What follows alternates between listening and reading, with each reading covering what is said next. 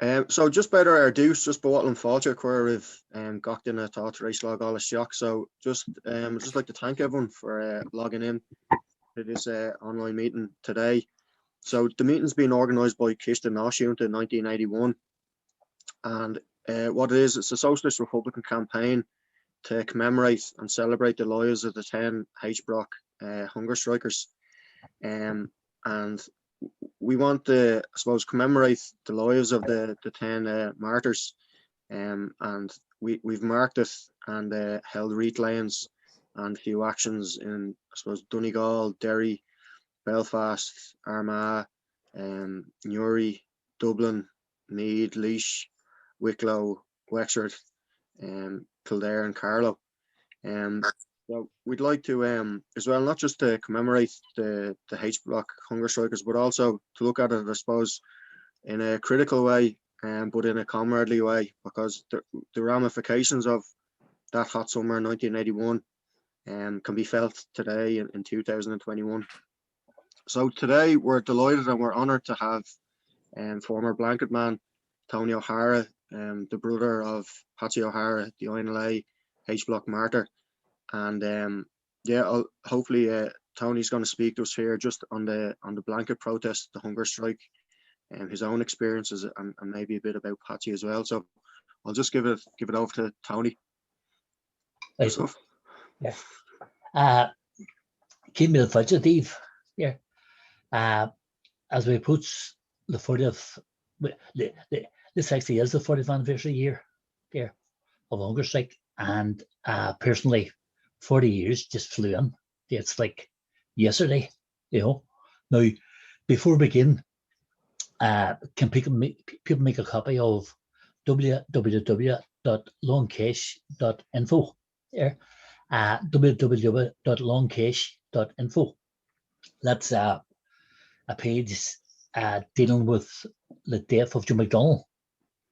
That starts like a diary leading up to his death there, and it gives an insight through journalist investigations by Kerry Toomey there into all the press and all the things that were happening all around leading up to death there.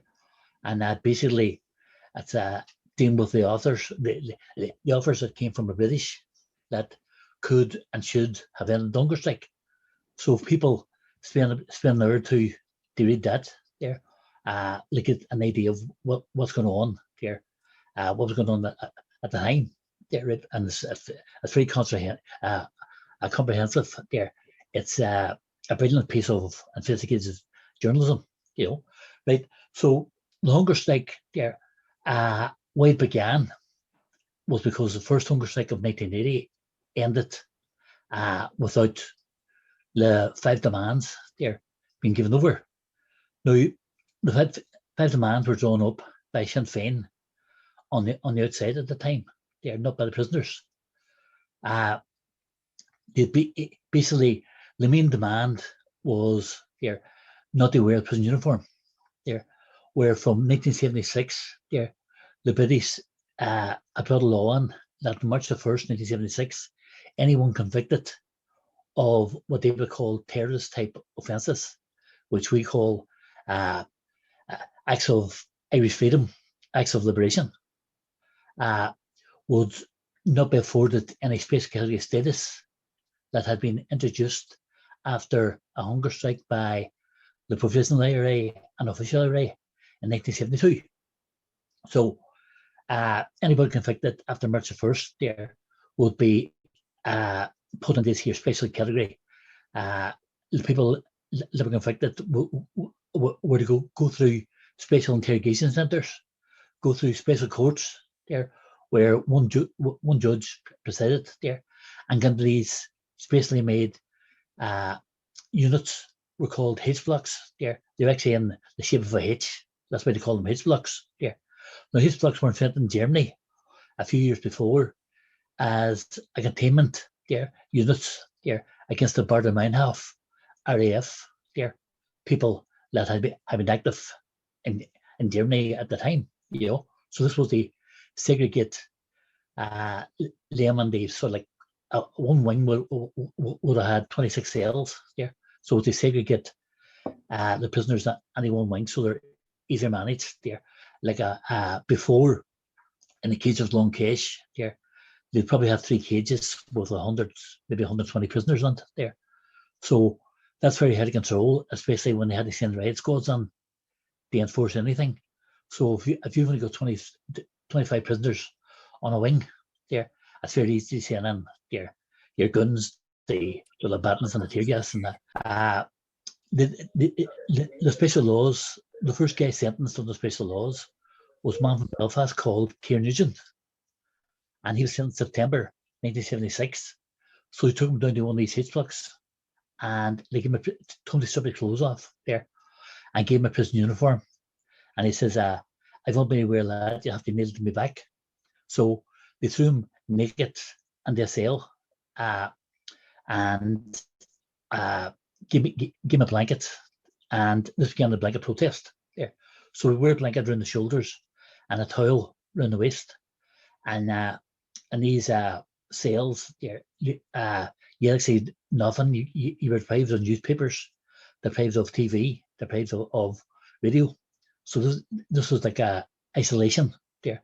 So the following April there, I joined a protest, and there was 100 prisoners on the protest in H5. So I became 101. So they put me on the H4 on my own, because they want all the prisoners on their own cells, you know. So they put me on the H4 on my own, and within a month, the wing I was on, H4, got filled up. So they said they double up on H5 there, and we were taken down and sort of put in the cells. You know, the cells at this time were fully furnished, you know. So your existence was there. You had a bunk bed, and they come around every 2 weeks, and the government would say, "Put on prison uniform," there, and you say no. So you take your mattress out of the cell there for 3 days there, which was more petty punishment. So this went on there. We refused visits as well, because it made you had to wear prison uniform. You know, so we refused visits. They wouldn't let us out for exercise there. Even under their own laws there, each prisoner is entitled to an exercise of 1 hour at least per day there. So you know us here, don't wear the uniform, you get nothing. You know, there. So we're looking to sell there. And that was that. You know, the food was served from trolleys down the cell as well. You know, so things went on there, and eventually Father Fall there, and a few others got us in Bibles there. You know, Colonel Vake there was always pushing for things, and they were sending in sort of religious magazines there, which are very interesting there. You know, if you're into that sort of thing, you know, and anything to read help you pass the time. You know, so this went on until 1978 there, and I can't remember, but I think it was 1977. There, I was in cell on my own. Cell door opened, and a man called Bobby Sands came in. He'd just been sentenced, along with Jimmy McDonnell and others there. And he came in the cell and he asked me, "What's the cracking? Or what's going on here?" So we just lying right backside and there. Didn't do nothing, right? So he started a campaign, sending out smuggled letters there to the side, starting off with friends and relatives there to tell them what's going on.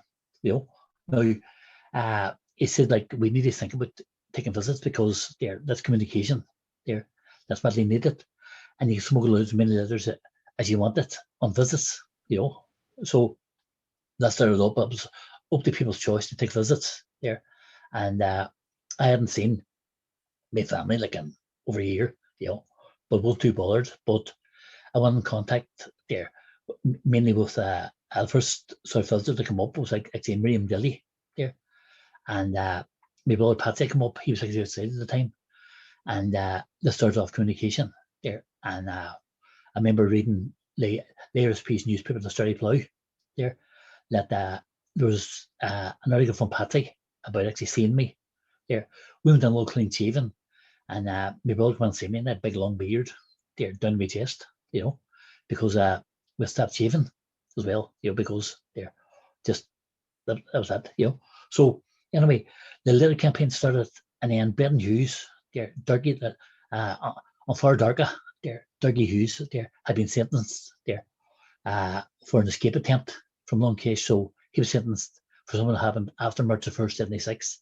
So he lost his political status that he had, or special category status, as the Brits called it. So he was brought down. Now, myself and John Nixon, of another NLA prisoner, and a few others, we'd be talking about the situation and saying that this can't go on indefinitely.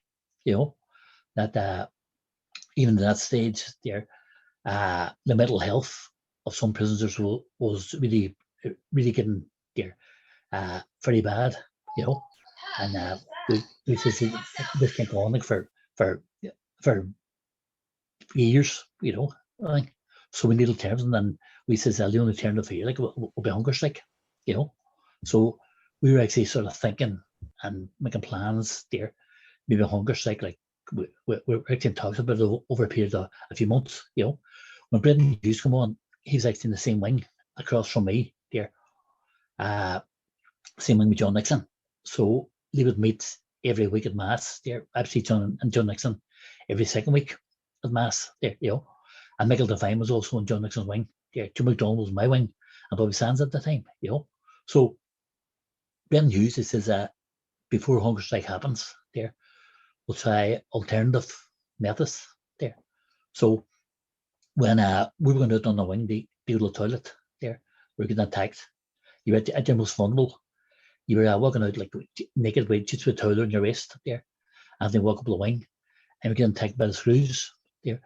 And so decided that we wouldn't leave the cells anymore there, and we would urinate there, in the pots there, and your number 2, you would do it on a mass sheet there that would go to Sunday, and rolled up and threw it at the window, So we did that, and then the screws decided when they're bringing around the food there, they bring around a big bin that you had to empty your pot into the big bin, and so you went to hygiene there, things of that. So there, so they're talking about that, and the bin was kicked over and refused then they even slap out into the bin, So we built a dam there. There's a thing called yellow cake they give us every night there that tastes like nothing you ever eaten in your life there.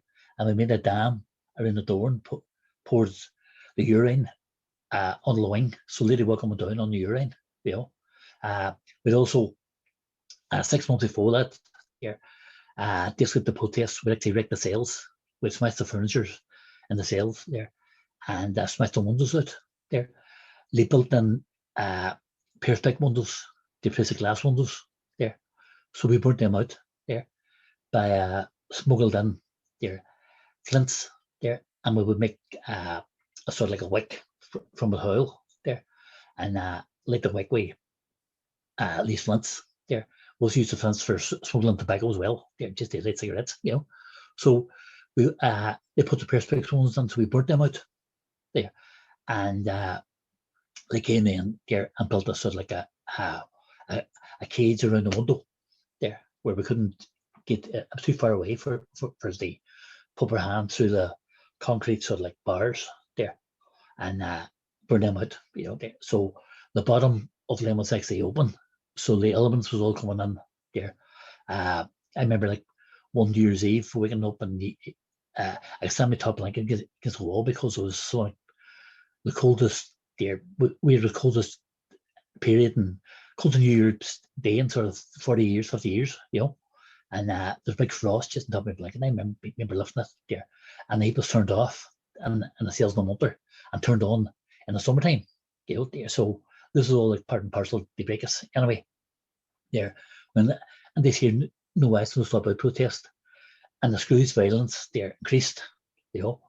I found out last year that I was talking to the screws, and this says orders come down directly from the British government there that they want this protest ended by any means possible.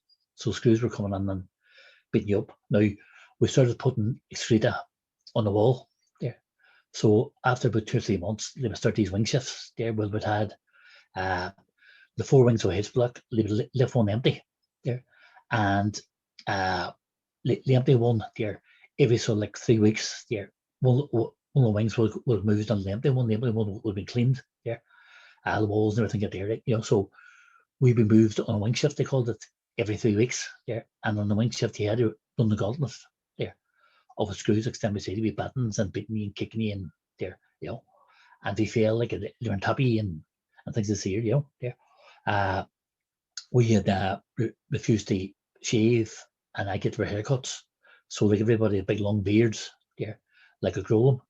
And like I'm on not the R wing, we were sort of lucky, they won the wing with John Nixon and Dougie Hughes on it there. And actually took Dougie Hughes' cellmate, who was Mulligan trainer, Muffles trainer from Armagh. And he was the first guy to get the haircut and get bathed there. I mean, Muffles had a big giant beard at the time there, you know.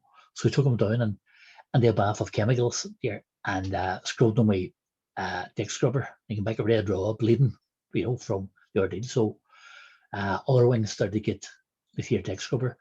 Also, they bring in these chemicals there, like a white sort of powder chemicals there, and put outside the doors, or put outside the window on the yard there, you know.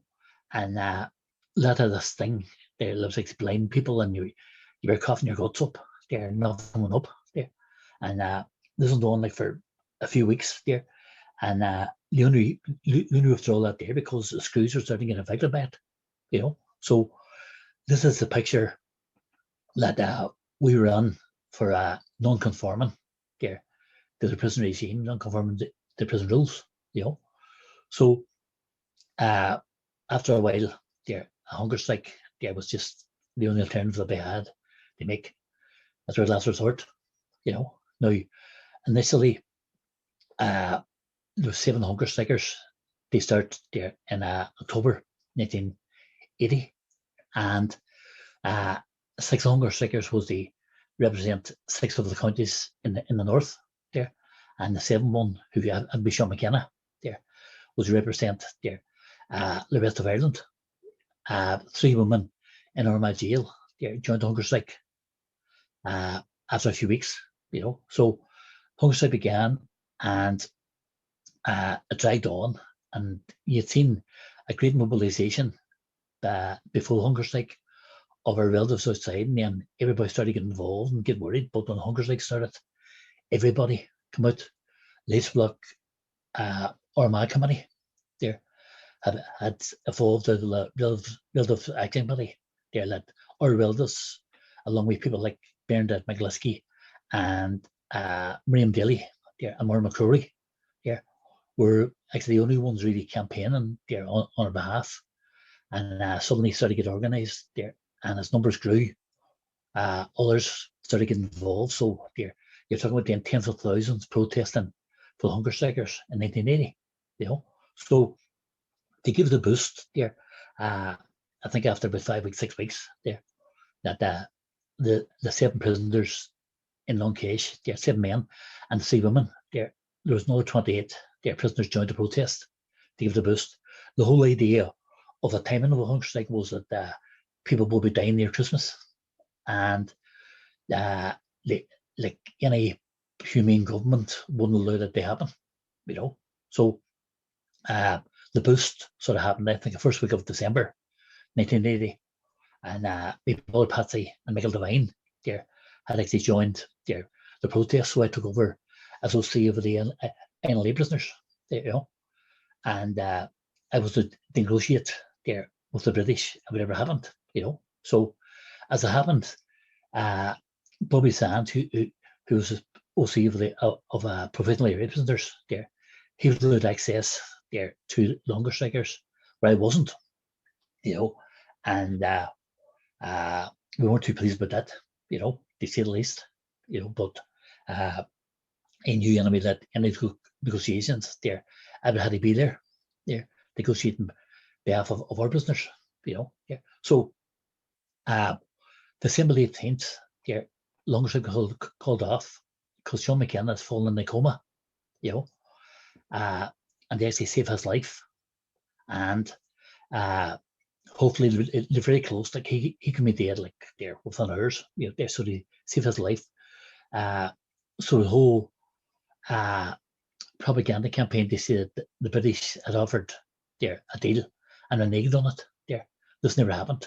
There was a 36-page document that the British had sort of sent us on its way, but Hungerstrike called off before even Brendan Hughes or John Nixon, who's on Hungerstrike representing the INLA, even got their hands on it. There, so when document came, there was actually nothing in it. There wasn't any different. The one deviation here from a prison uniform was that you were allowed to wear civilian type clothing. Now, civilian type clothing was to be supplied by the prison regime, you know, which was a joke. You see, you know, so that wasn't acceptable there. So that ended when I seen Pat in Mass there. As Hungerstrike ended, like or another thing was there, we're going to Hungerstrike, you know. Ourselves as NLA, you know. Patty said he told Bobby Sands this here, and Bobby Sands cracked up there, you know. They said number of Hungerstrikes, but Patty said we're going ourselves in, you know.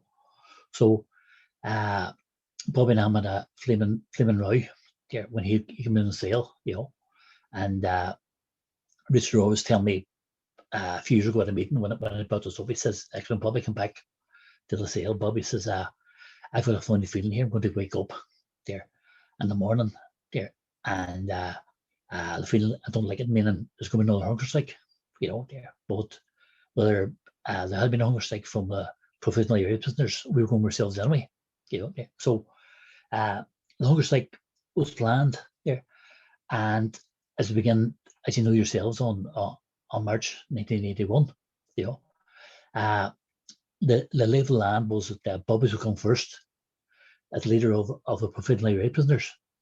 Patty was going second as leader of the NLA prisoners, you know.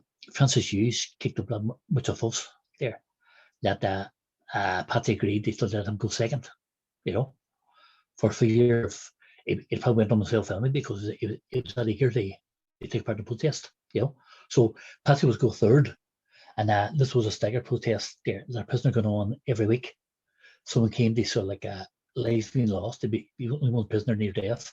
Well, we're hoping he's going to go one prisoner near death. So when Patty went on hunger strike there, lo and behold, outside provisional area Sinn Féin had put Ray McCreasy on the same day as Patty there, against all the agreements and all that sort of thing inside.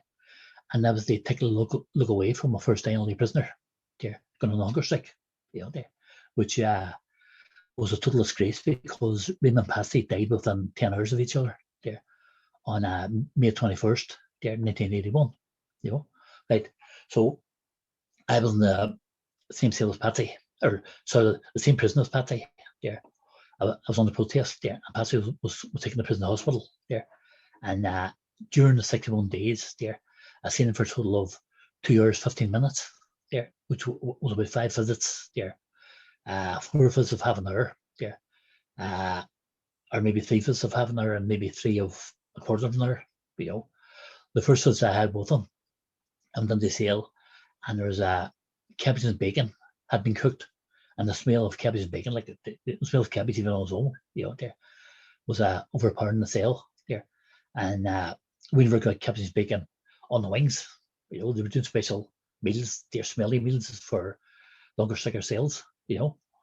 So I was disgusted, and Patsy had asked for the food to be taken away. There, he wasn't in it, but they kept it there all day long, just a temptation, you know. So I think a second visit or third visit there, I seen Patsy. Patsy sent me in sort of like broken Gaelic there for me a green grapher there, which sort of like will be, I got a photographer there, I mean I got a camera, you know, and he was using sort of Gaelic because the screws never listening to everything was this, right?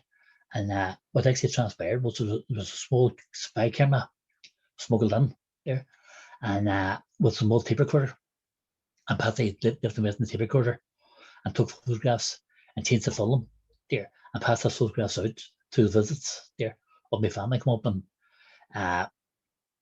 the photograph, I actually left the tape recorder and camera under Raymond McCreasy's pillow, because Raymond was threatening out of a coma at the time, and hadn't a chance to actually record his message or use it. So the next day, the photographs had been spoken out, and they were a picture of Patsy sitting on a wheelchair, and it was sort of holding his head up there by the hand. There's like a photograph here behind me, as you can see it there, of it there, maybe too clear on the zoom, right? But little photograph of Patsy sitting there, there, able to hold his head up and things like that there, and pretty coherent, When the photographs were published in the Irish press there, the next day or the day after, there, the Screws raided Patsy's cell and they moved them to the cell that Bobby was in there, which Bobby had died there, Francis had died, and just to ransack his cell. So Patsy went downhill. We don't know what they actually did to him there during that move and things like that. They put him downhill, and inside those few hours, he was rapidly just in a coma, So this caused a sort of sensation there, that the first photograph of an actual hunger striker, as you imagine yourself, So Patsy went downhill from that there, and Ray McCreesh there died, as it says, things like Patsy died at night, I seen him last was I had with him there. That day was in a coma, and the priest there, Father Toner, was at the bedside there, and he says, "I'll hold his hand and speak to him. He can hear you, And one of the sort of like their thing is, what do you say like when there's no response and what's quite easy, And anyway, outside the time that there was tens of thousands, 100,000 people come to protest, and there, the funerals there, Bobby Sands' funeral there, Patsy's funeral there, the other funerals like 60, 70,000 people there coming there. That Tim McCrimmel got that many people there to come to the funeral, there. When Patsy died there, the body was taken to the morgue and then taken to Hillsborough for an autopsy, and we had a phone call saying that if you want the body there, you're not getting it. I was up in Derry from a helicopter, When we did the fence to get the body back there, Patsy's nose had been broken there. His face had been bruised there, and we think burned by cigarettes, And this is after, like, he died, and where he was taken, so it was either the Screws or the cops themselves that did this here, I think their body, So it just had a further trauma on the family, and further trauma on the community that just believed that these things don't happen from so-called civilized people, So I think given that 12 hours, maybe 10 hours, we given 10 hours parole for Patsy's funeral, and down I went, just like a song. It was just like a dream there, the whole sort of day was like a dream, And after 10 hours, I come back up there in the wing, and just from Bobby died or Bobby was dying, there was just silence on the wing, So that 3 month period. Where before that, there's always people telling books out the door, or conversations out the door, or quizzes, or sing songs and things like that there. So it's just like 3 months of silence, Now, I said they would have it. 10 men died there. If you read that www.longcase.info, you'll see the period of after Patsy died leading up to Jim McDonald's death there. I'll have a cover of that. I've a lot of details that was looking about there. Now, I got to talk here for hours about the nitty-gritty and everything that was going on, But basically, Hungerstrikers died there in the fight for Irish freedom there. They died to show the world they weren't criminals, The same criminalization policy there, as that's still going on today there, where like they're calling their freedom fighters their terrorists there. They call them gangsters. They call them drug lords. They call them you name it. There. So the cops that are raiding Derry there, and they only get selling these bootleg cigarettes there, and they put a statement there. Finally, cartel doing counterfeit cigarettes and drugs. There, right there. They're trying to say they're selling drugs out of these mobile shops or houses or things like that. You see, yeah. There's a girl there. Their shop getting raided, and a girl actually bought a packet of cigarettes. She had 7 left, 7 counterfeit cigarettes. And cops confiscating them and says, finally, there, cigarettes catch there, from these people that are against our community and want to go to easy. This criminalisation there still going on, and I don't be tell you like there, whether you support them or not, there, it's not a matter of support, but even see after the Jimmy Key thing there, criminalisation, there, and like everybody knows, the local community knows that they're not criminals there, because Patsy wasn't a criminal, Mickey Devine wasn't a criminal, but if they had been alive today, Bobby Sands would have been criminal number 1. We were actually called godfathers there, and gangsters there, as part of the criminalisation policy in 1976. So nothing's really new there.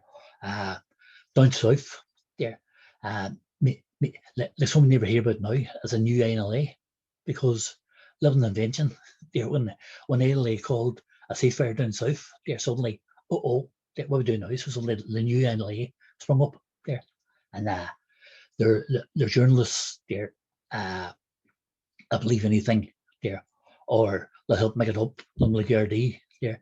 I see the people the rags down there, when you hear the spokesman says there, it's probably like, it's probably made up there. And I've once heard personally from journalists when they were talking about Alan Ryan and Fanny Ryan there, who are friends with me and my family, and the Alan Ryan gang there, and when he was fighting like the drug dealers and things like that in Dublin there, and I was like drug lords against each other there, and Alan Ryan didn't smoke or drink, like, and this is like what you're still facing now, because of the mass media there. The example with the Gardening Commission coming out and saying that left wing responsible for that protest in Dublin, and then when they found out there, like this was on purpose, because there the big headlines about the left wing, and then suddenly it was actually the right wing fascists that was the protest, and then the thing say, it wasn't left wing at all there, but there was no big headlines when about ways change the story there, and this is happening all over, there, so I'm here talking about the hunger strike there, and the implications of it. I'll take any questions, or if somebody else wants to say a few words or what. Thanks very much for listening.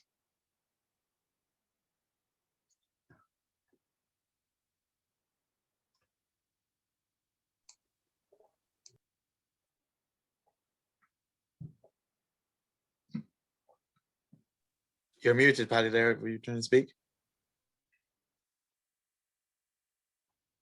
Yeah. No. Thanks a million, Tony, for that. For that talk. It's very comprehensive, and I think we're all a lot of us would have read about the H blocks and the hunger strikers, and maybe watched a few films and that kind of thing. But to hear from someone who experienced it, it's of a lot more benefit. I think. No, sorry. Meant to say there, I've actually written a book there about the whole thing. Well, my life growing up through civil rights, through Bloody Sunday, through hunger strike, the so-called peace, and the book is called "The Time Has Come," and you'll find it on their Facebook page, "Time Has Come Book." And if people want a copy, they can check it out there. And the main reason why I wrote this book was because all of the distortions and the lies there from Sinn Féin and likes there about hunger strike. And this is my testimony there. I'm not a member of any organisation there, so I'm not like a public talking on behalf of an organisation. Yeah, it's just my life story, and the truth there that I grew up through there, and what my community went through. So it's a timeless come book on Facebook. And I think like what you were saying there as well is like with the British trying to criminalise the prisoners in the 70s through ulcerisation, normalisation and criminalisation, as you said, like that they're still trying to do it at the moment, especially in Derry, and they're still trying to criminalise the youth and blame Republicans for everything that seems to be happening. And like the use of the special criminal court now being used to criminalise activists is and there's people being just railroaded into prison for very little, on the words of a single Garda or whatever. But I was just gonna ask maybe three brief questions, and then we could open it up. One of them was you kind of mentioned there that there seemed to be a bit of tension between the IRA prisoners and ILA prisoners, and I never knew that about Ray McCreesh and Patsy O'Hara. I always wondered why they kind of began the hunger strike at the same time, and I never actually knew that. Why do you think, maybe that could be question number one, like why do you think that kind of a rivalry maybe existed? And the other two questions would probably be when the prisoners were on the blanket and the prisoners were on hunger strike, were they aware or were they conscious of the massive campaign that was existing outside on the streets? Because it was probably one of the biggest campaigns in the country at that, well, over the past 40 years, of mobilising people out onto the streets for the prisoners at that time in 1981.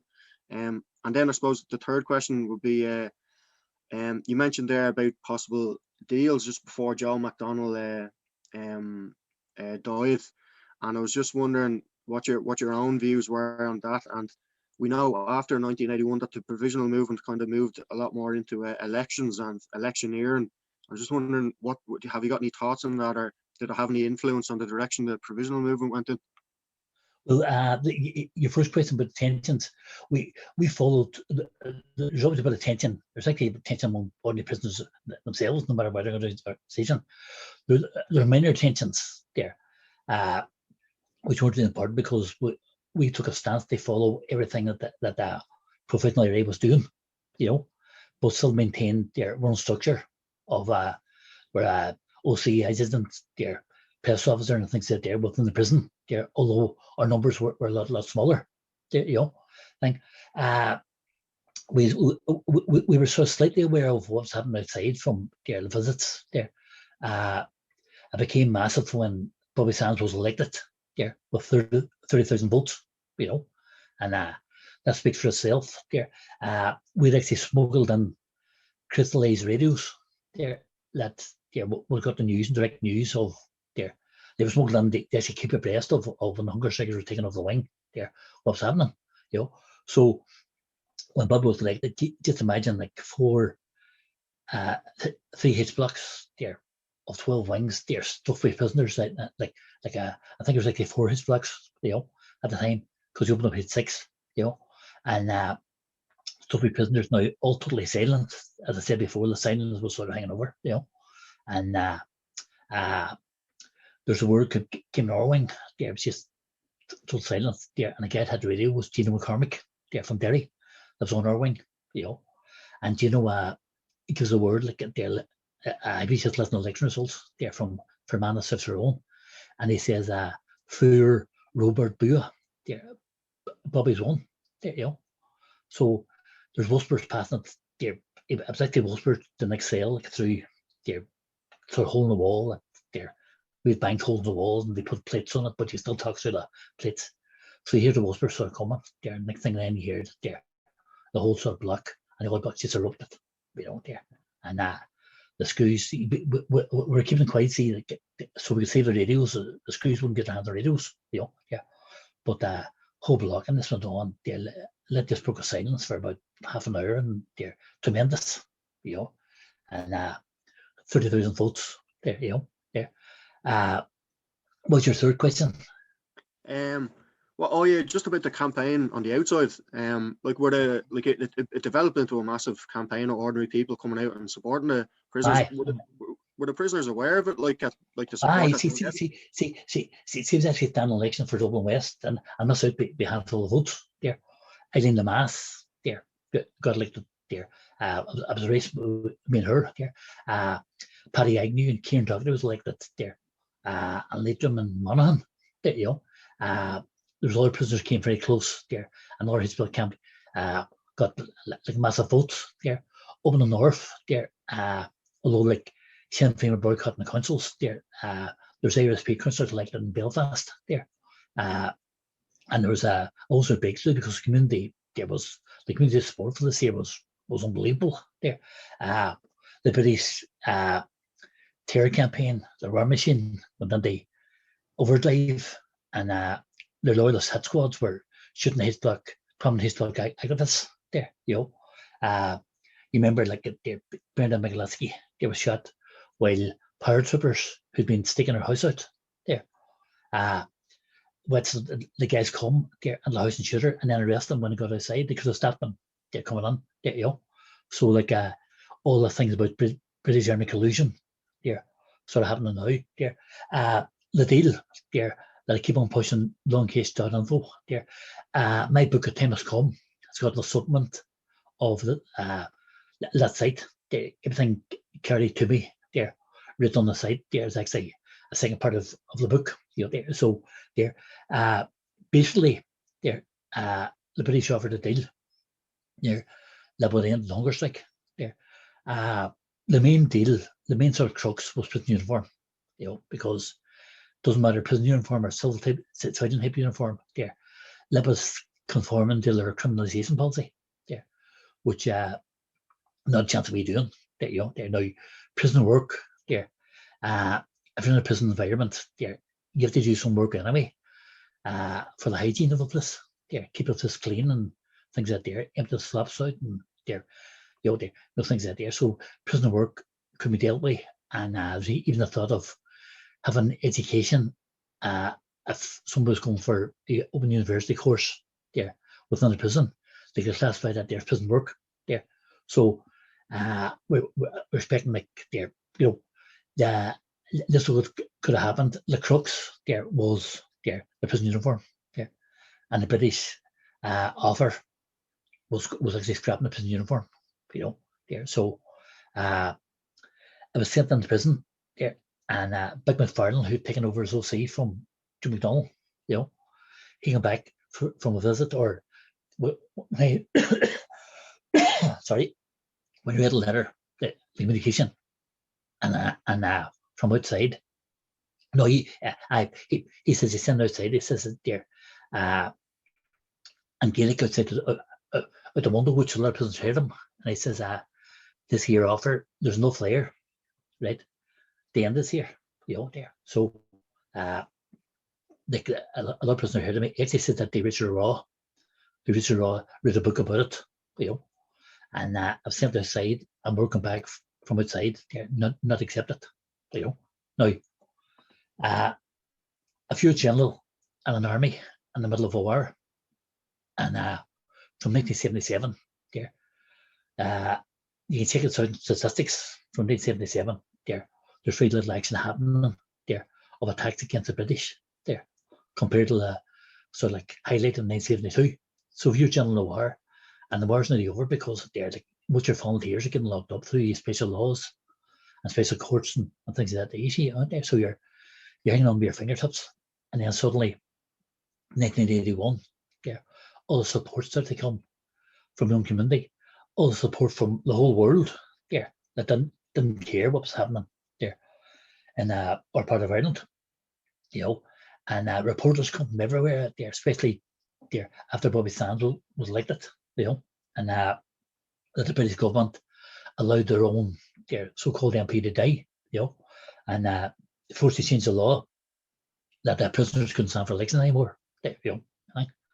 And their so-called democracy, you know. So you're a general, they're saying, we have this here, you know, let's continue with this here. If we take a deal, we're going to lose all this here. So I actually think, and at the time, there was when Bobby died, and Patsy died, and no Patsy died, there's holes in there getting filled with people that when they fall here, they take part in the fight, you know. So all this happening there, and those few months period like of of the deaths there, and you didn't may lose that because this was a reinvigorating Leary struggle for freedom, you know. So like it's a no-brainer. But this day, the ones who made the decision, this all made Belfast there by Casey Shasta there of our college members or THQ members there of the IRA, and this all made Belfast, you know. So because Rory Body wasn't involved, didn't know anything about it. Daniel O'Connell, they used to didn't know anything about it, you know. There, so this all happened outside there, and the decision came outside not to do it, you know. Yeah, but to this day, they haven't admitted that they made that decision. They're trying to say, oh, first of all, there's no offer there, and there's no deal possible, and things this year, you know. You can actually see the church was on talking, trying to get and then they were talking behind the scenes with the British through Mountain Climber, you know. The champions like they're talking about the British government behind the scenes there, and the church is sending their body, Leadership Commission for Justice and Peace or something like that, like, you know. Okay, so this all happened at the same time. They don't believe Joe McDonald's death there, and they didn't tell anybody there that they were talking behind the scenes with the British, you know. So read that www.longcase.info and make your own mind up, because all the facts and figures are there, you know. And I've actually talked to the field prisoners there that heard there, you know, but McFarlane saying the door in his words, Sinn Féin tried to sort of change that and say, but it could have meant about anything. But they knew about Hungerstrick. They're like, what? We say could have meant anything. They're like, there's no TV, radio, or what, apart from once in you know. So what were they talking about? Like the TV results or something? No, you know, like that offer was there, and the prisoners will accept it. Only Sinn Féin outside, they refused it. Yeah, and LASP knew nothing about this here whatsoever. They knew nothing about all secret talks that was happening either. And on your side, was kept in the dark. Yeah, if that's brilliant, Tony. If anyone has any more questions, I suppose they can either type the questions in, or if they want to type their name, and we can let them speak that way. Can you hear me? Aye. Can you hear me? Aye. Yeah. You can't hear me? First of all, I wanted to say to you, I heard about your mother passing, and I'm very sorry for your loss. And the second thing is, the hunger strike, the dirty protest that they were on, you know, smearing the walls and that kind of thing. Was that influenced by anything? I mean, I read somewhere that there was a dirty protest, something like that, in McQuillanny in Scotland, around that time. I don't know which one came first, but I was wondering, like, who thought of it? You know, who thought, well, let's do this? Well, It seems. See, no brainer. Keep no brainer, because you're sitting in the cell and like you only had one mass sheet, which meant there that lasted for a week. You see, right there, so one mass sheet there, and once that ran out, that was that. So there, we were actually doing the pot, but I was still in the cell there. So like somebody just said, then they're smeared on the walls there. We wouldn't have knew about Scotland or Berlin or anything like that. It's just like the sighting of the prison themselves there, you know. It was very unpleasant. You know, they start doing it, you know. You would tour with a mattress, sponge mattress on the floor, left on furniture and a cell there. And we would tour corner off the sponge mattresses and use that to spread it there, you know. And at the end up there, some guys just use their hands, you know, but there. They see the list of very unpleasant. You can actually see photographs of it. There, if you take it online, type in blanket man, you'll see photographs of it.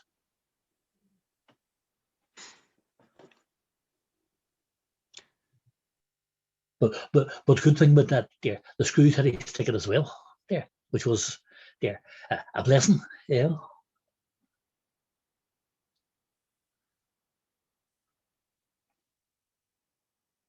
Yeah, so again, just if anyone has any questions for Tony or any points to make, they can just send a message, or if they want to just type the name, we can unmute them.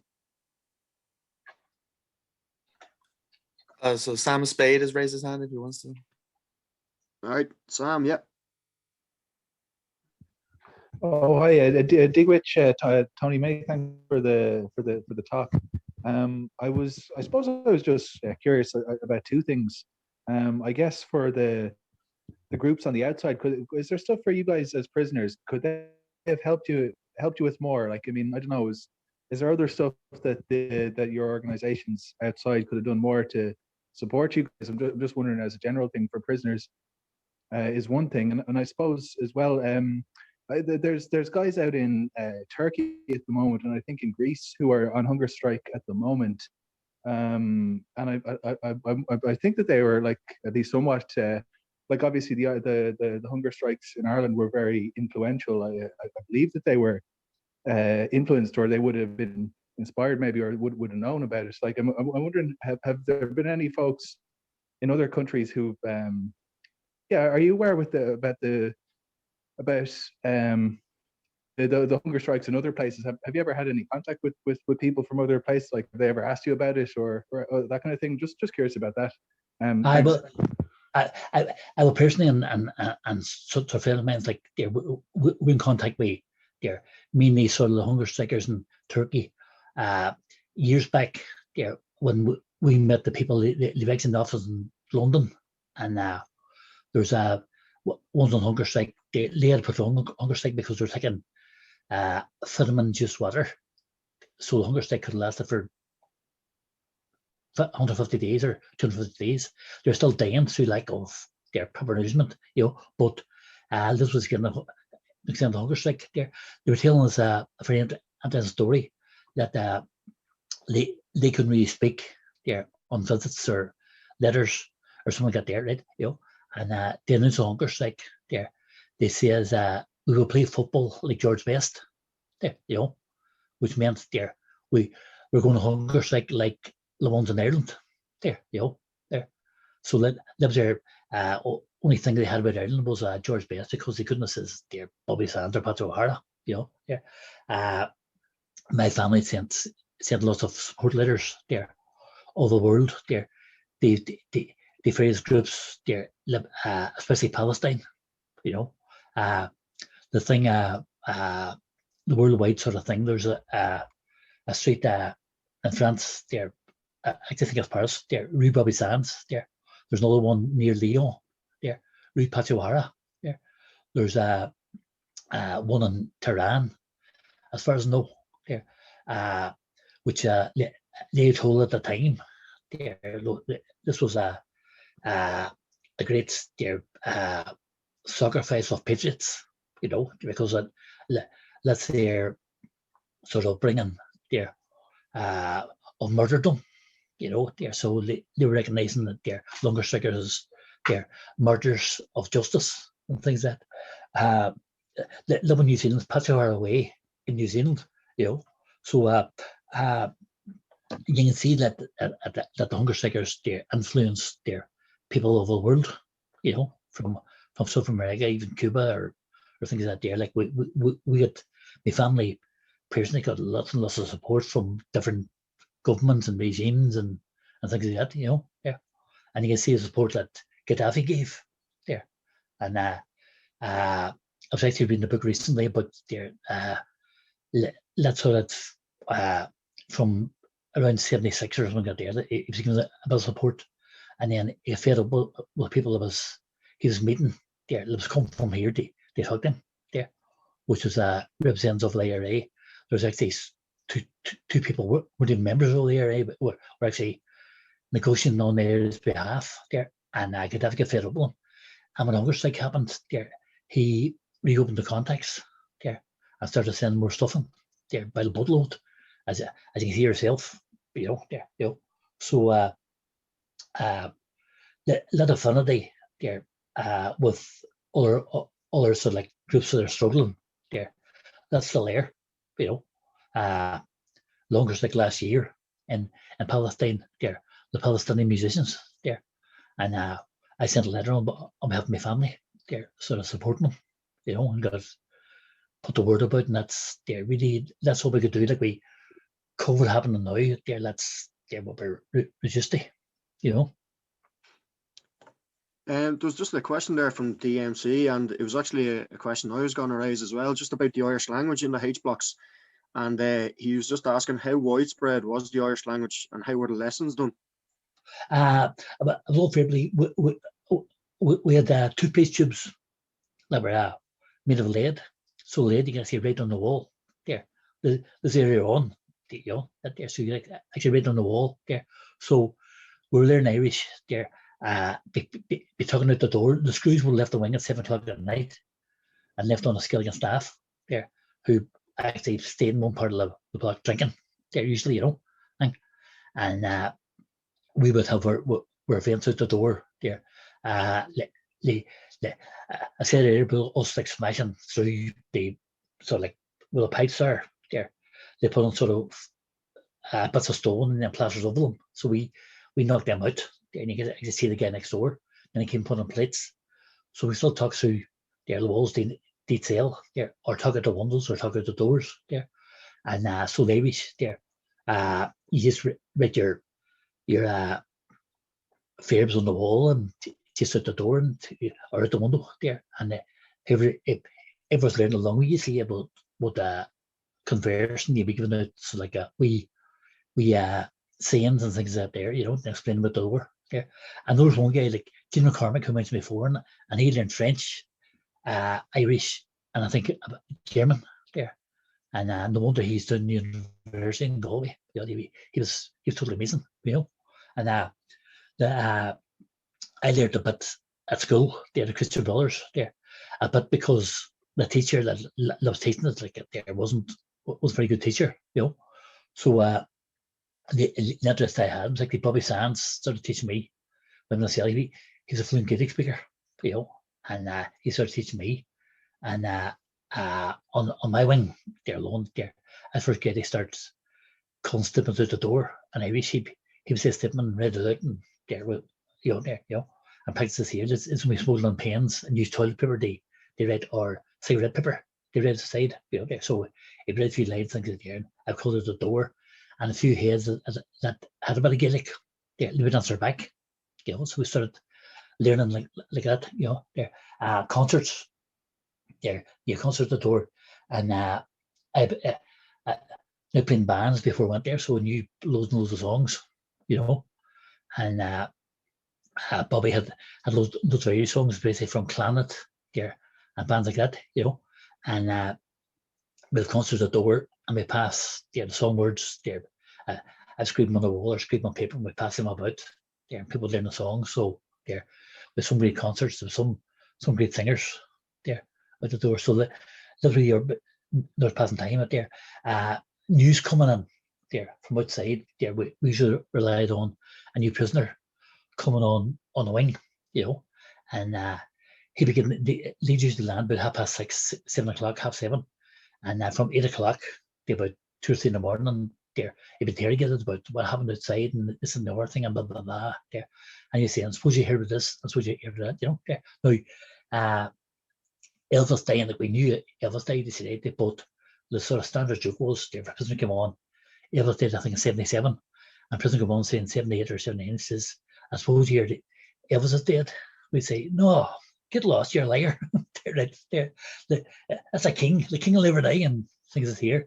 And we called about 20 prisoners that there, like one was saying about Bing Crosby dying there.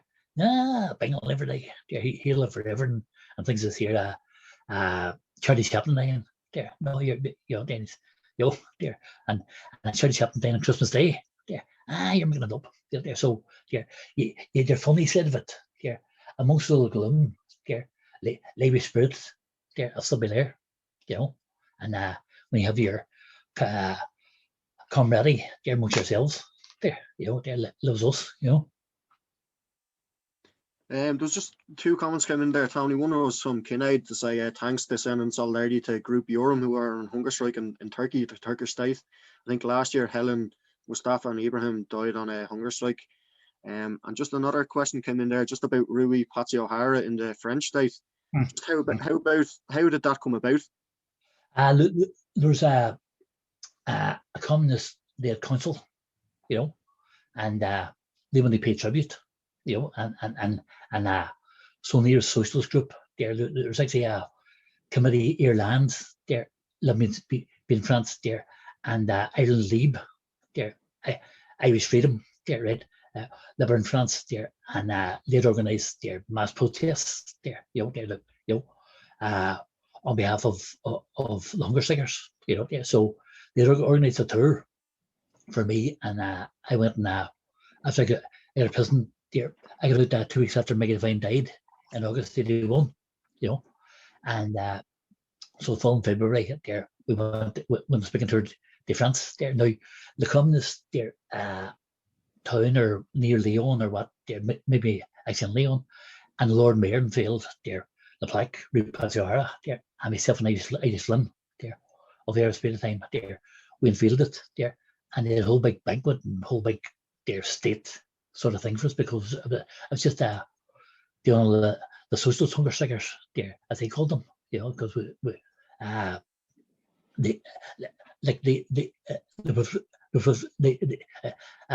at a time Robbie's like splitting about 32 county social republic, where like a while of them was just nationalists. They hadn't a clue, what they're like. Didn't really know, just they wanted the Brits out, and that's they're happy with that there, Whereas other ones like Dirkie Hughes would have been more there for social republic, and you can see like there as years went on. After Hungerstrikes, suddenly the 32 county social republic that they were bumming about and calling for there all over Ireland. There, the words social republic, socialist there, just suddenly disappeared there, as they're like reforming the policy of the third party. Socialism there didn't mean anything anymore, Like, so basically, those reasons for getting me over, and the support in France was unbelievable. I was going to think it's going to be 4 or 5 happy people there, different people out there were like all over the place. There was great support, and there's meetings like of hundreds there, the people attending actually to hear after the fact what happened and what, Yeah, there's another question there, Tony, from Kevin Lauder. I suppose it's broken up into 2 kind of sections. The first section is maybe since your time as a blanket man and what happened and that kind of thing in the H-box, have you ever sat down with a screw, or maybe not yourself personally, but do you know of any ex-prisoners who've sat down with any screws and chatted to them, and have any of them ever said that they were just following orders, or it was just a job for them, or have you got any experiences of that? See, there was good screws and bad screws. There, and personally, there, I've never met an enemy, but there's some good screws there, just done their job. There, the other ones thought their job was there, hitting you over the head with a baton, there, trying to break your arm or break your legs, and that was their idea of a job. There, I've never met them personally. There, I remember an ex-blanket man that died there, Kevin Quigley. There, he was buried on Saturday, and how many friends were down in Carndona and Donegal one summer at the festival, and he spied one of the screws and he chased them through the crowd, and the screw got away and things like that there, Seamus Kearney that hosted the Blanket Man or My Woman reunion in Belfast a few years ago. He had actually told us there that he'd met a screw, and the screw like says, but the orders coming down to actually break your prisoners there, and the screw here will classify him, he classify him as a good screw, they went up there. The H-blocks, the prison hospital is still there. H-block 4 is still there, hasn't been knocked down so far. The cages of Long Case there, there's actually one compound is still there. When I went up with my family, they returned there. Sinn Féin had a whole big thing out there, trying to get all the families up together for a reunion there, and they're putting it down as just the families on their own there, and we didn't go, there ourselves, like, because I smelled a rat there, and my family was up there. There's 440 cameras following them about, listening to every conversation that they had. They hadn't got a moment's privacy. But when we went up there's actually a screw giving a tour, and I went on few prisoners from Belfast to come down and things like that, and I says, the prison hospital, there's actually, I've actually a photograph in the book there of the sailor Patsy died, and I says, there's where Patsy died, and this prisoner from Belfast, ex-prisoner Belfast, says, oh no, there, right, he died down here, there, because a screw told me last time I was up, a screw was telling me who died where, and I said, listen, I says, we were here.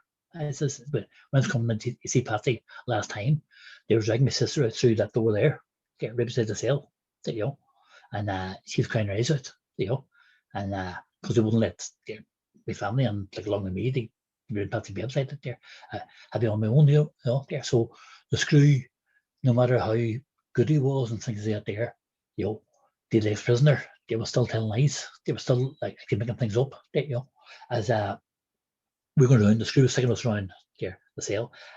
My second time up there, and he was saying about the prisoners wouldn't leave their cell. You see, right? That was all. And he tried to move on. I said, excuse me, do you know why the prisoners wouldn't leave their cell? And he started looking, and I said, because we're getting bit half to death there, by the screws on the wing. And the only screws, he sort of had sort of shook like with the insult. But there's nothing had done me. And he was only half my size as well. But there was a mentality. Even the tour have the screws in charge of the tour, so they could put half a story across. There, the people's coming in, and he turned to me when the tour was near the end. He turned to me there. You trying to get you in here? And I says, what makes you think that? There, so I wasn't telling where it was or what to get there. So there's still that DC bit. So the good screws are not that good there. And after working for the prison team, when the screws were getting shut there, and the prison governor of Maids, I think, was getting shot and things that there, they were going mad and like locking things down, and we wouldn't get fed for that day of the funeral and things this year. So they're all reacting, and even earlier on, some of the good screws, we thought good screws earlier on, were involved in some of the vicious beatings, So there, I've seen one there. I suppose I'm old and mellowed a bit now, but I've no time to talk to them. There's no time whatsoever, Yeah, we'll just see if anyone has any questions, any final questions. They might want to ask Tony. So here's one just from Sean Fox. So it just says, in terms of bringing the hunger strike to an end, your comment on the communication between the prisoners on the topic and with those on the outside and calling the hunger strike off, was there a general feeling of acceptance in ending the strike at that time, or was there discussions to end the strike earlier, or indeed did any prisoners wish to continue with the hunger strike? At the time, like, there's actually the first prisoner to come off it was actually Ben McLaughlin, from outside Derry, and he had a sort of like a kidney thing, infection or something like that, right there. So he used to replace Bobby Sands in the hunger strike, and he was on for a few weeks, and he took his kidney infection. So he like, as the irony of it, he wasn't healthy enough to continue the hunger strike, there. So as it dragged on there, my mother there wanted to see Patsy there. She told everybody outside when she was going to the visit, she said, I'm bringing Patsy off hunger strike. And she on the Patsy's bedside there, and he's just drifting in a coma, at the time, sort of end of a coma. And she said to him, I don't care about the whole world there, what they think or what anybody thinks there. I want you to die, son, so I'm going to take you off it. And he came back and says, dear, I'm sorry, mommy. He came up really clear. It was clear where they'd spoken a week or 2 weeks there, and says, I'm sorry, mommy, we didn't win. Please, mommy, let the fight go on. Now that haunted her for the rest of her life, But the only comfort that she had in that there, if Patsy had come off, if she had taken Patsy off it, as soon as Patsy was able, he would straight back on again, because he was stubborn there and dedicated, So there's all the mothers thinking the same there at the time, and who could tell a mother or a father there, no, don't do it. They're like, apart from their own son, there lives on hunger strike there. Nobody could tell mother and father they're not to do it. So Father Fall got on the door there, and after 10 died, like their Father Fall thing was there. Too many have died, and this is the end, and what there so be any means possible there. He was trying to get the end there, so he started organising meetings there with family, and banned all the organisations from attending the meetings. When I got out in August, there, I think around September, there was a meeting in Belfast, and somebody said me, Father was happening on one of the meetings, so I walked in. I met the families of the men that were on hunger strike, because I'd run around and sort of like tried to give them any comfort, and being ex-prisoner was a bit of sort of comfort for them, to me come around. So I walked in, and Father Fall there couldn't throw me out. They couldn't dare throw me out, there, because the families were reared up in them and what there. So then just they sort of listen, that day, it was a Sunday, and he says, I've just come back from Long Case, and Bernard Fox had come off a hunger strike. Now, the story with me and Bernard Fox was Bernard was on my wing, and when I was getting released at the end of August, there, the screws put him out the West. There, we stepped on the West protest. They try and keep the hunger strikers on the wing. There, like a wing hygienic for hunger strikers to stay in the wing longer with us, but they just took him up to the hospital anyway. There.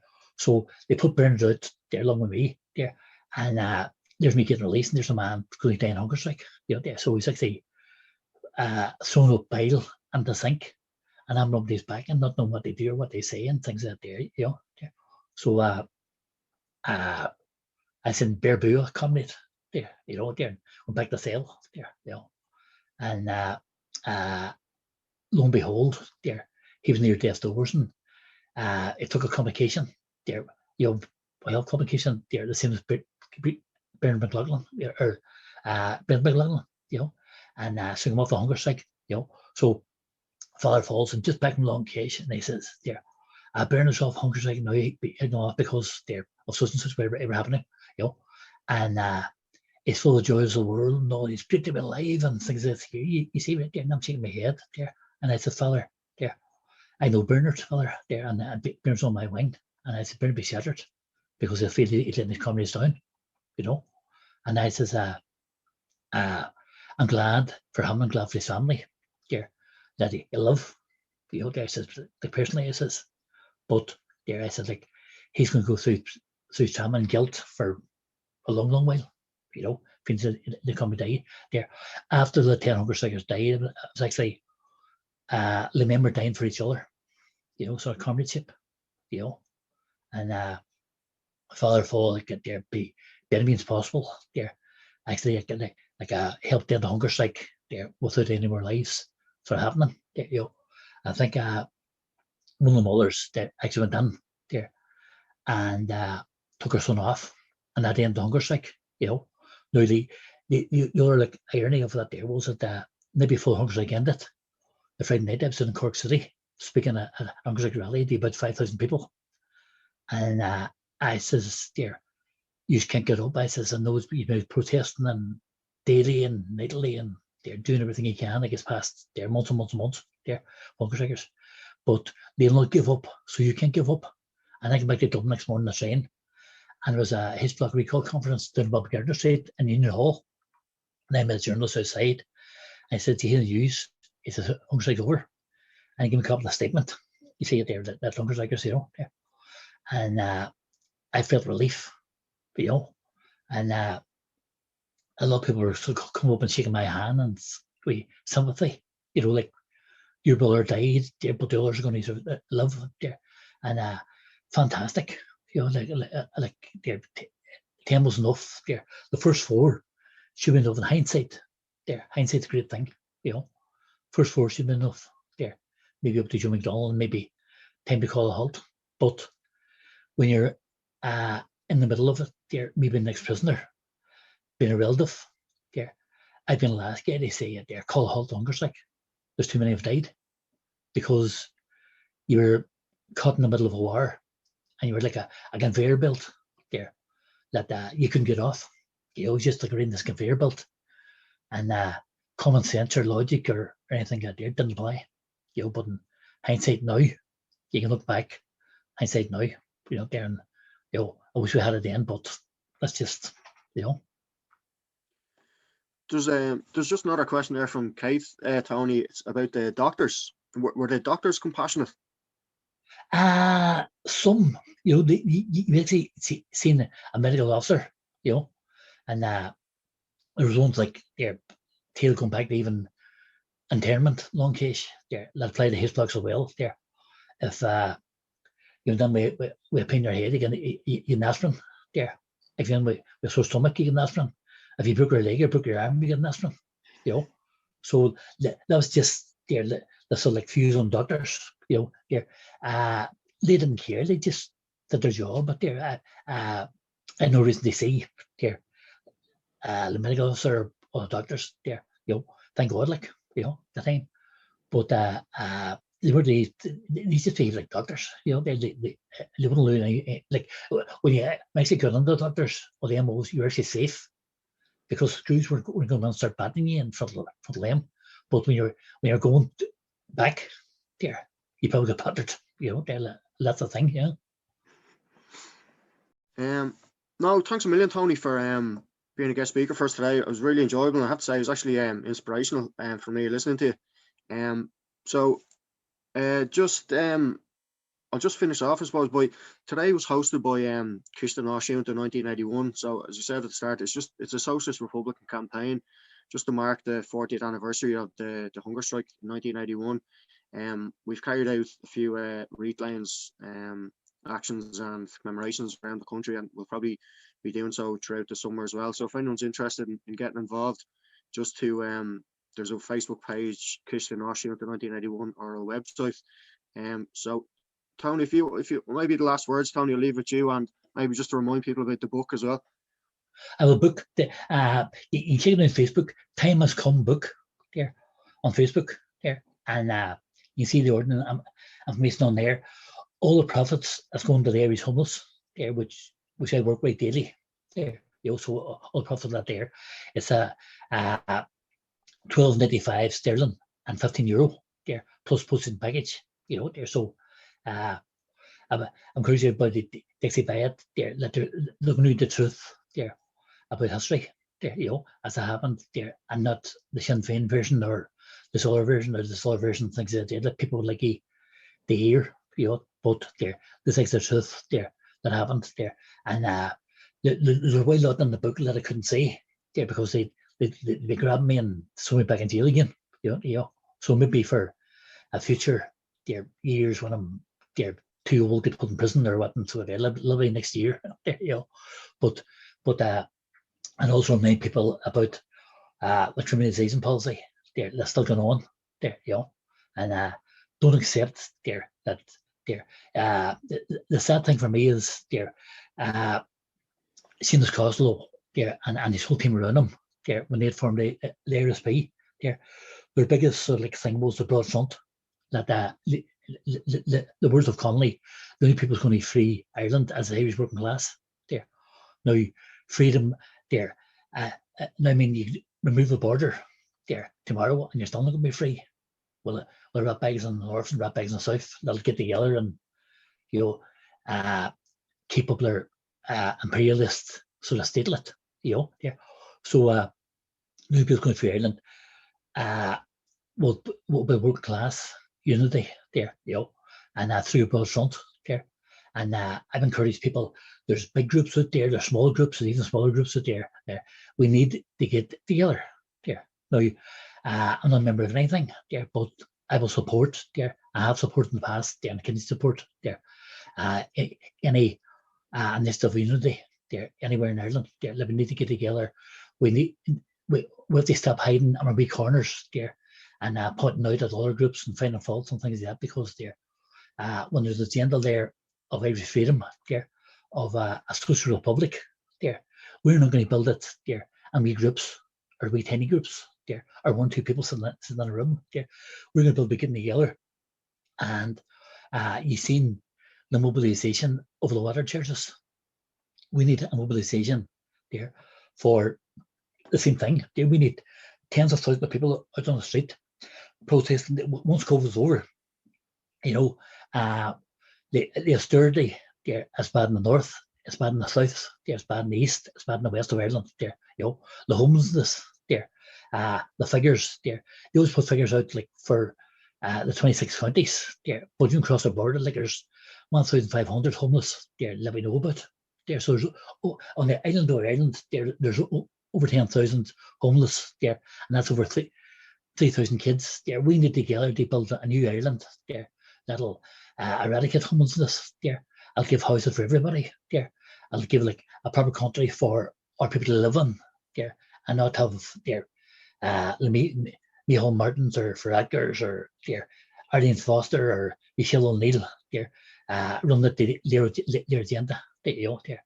And so what city uses it there, like any reports you hear in the press about there, the thug here and the criminals here and the terrorists here and things like that there, you know, just ignore it and get talking to people about how best they build a broad anti-imperialist front there that Conley died for, that Costle died for, that Patsy died for, there, and Megan Fine died for.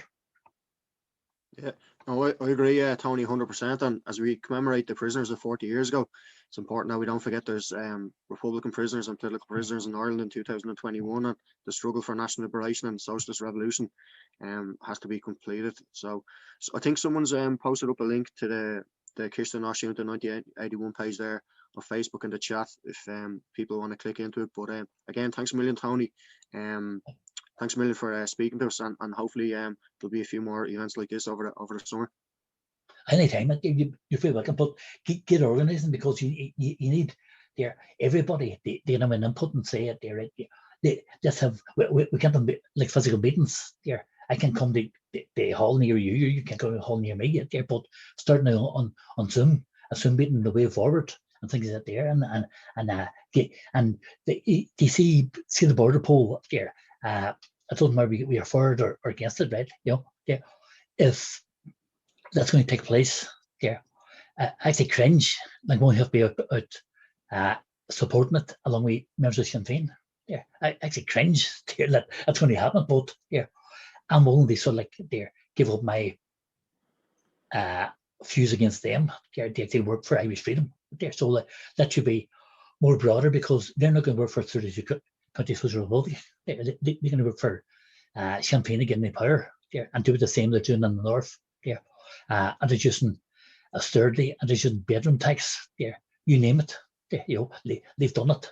There, you know, when Conor Murphy introduced the water charges there in the northern occupied counties, right? You know, and same time Sinn Féin were in Dublin protesting his water charges.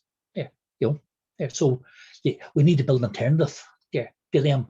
And Faragher and Martin are quickening their boots there, that they will come, that this actually happens, that do everything they try and avoid it, you know. Yeah, definitely. Right, so I think we'll wrap it up there. That was a really good talk, and hopefully a few of you guys will be tuning in soon to maybe a few other events that we'll be holding, and hopefully we'll see you soon, Tony, as well. Aye, surely, there. Nothing new there. Good. All right, Cormac. All right, slán. Man.